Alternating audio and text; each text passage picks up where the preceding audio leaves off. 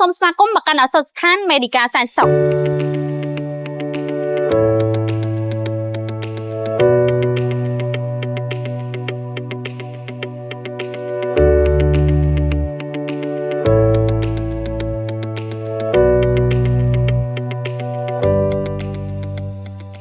ជំរាបសួរអ្នកទាំងអស់គ្នានាងខ្ញុំឈ្មោះនាងសុជាតា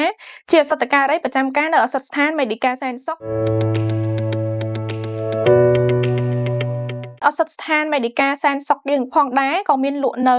ឱសថបរិក្ខារពេទ្យនិងគ្រឿងសម្ភារៈប្រើប្រាស់សម្រាប់ទារកកុមារនិងមនុស្សចាស់ព្រមទាំងផលិតផលផ្សេងៗទៀតជាច្រើនផងដែរ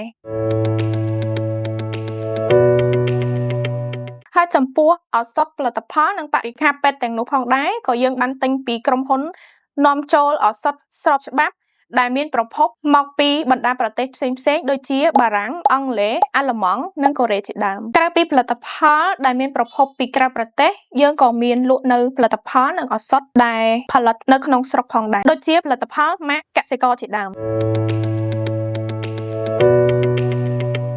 ដើម្បីធានាបាននូវគុណភាពឱសថស្ថាន Medica សែនសុខយើងខ្ញុំបានរៀបចំទុកដាក់ឱសថក្នុងសីតុណ្ហភាពសមស្របទាបជាង25អង្សាសេនិងមានការត្រួតពិនិត្យជាប្រចាំនៅកាលបរិច្ឆេទផុតកំណត់របស់ឱសថឬផលិតផលផ្សេងៗ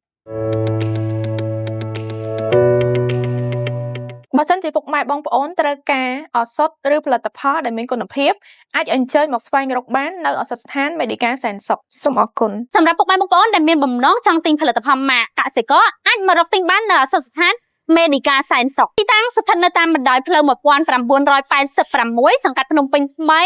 ខណ្ឌសែនសុខរាជធានីភ្នំពេញនៅជាប់មន្ទីរពេទ្យ IU សែនសុខកសិករគិតសុខភាពជាចម្បង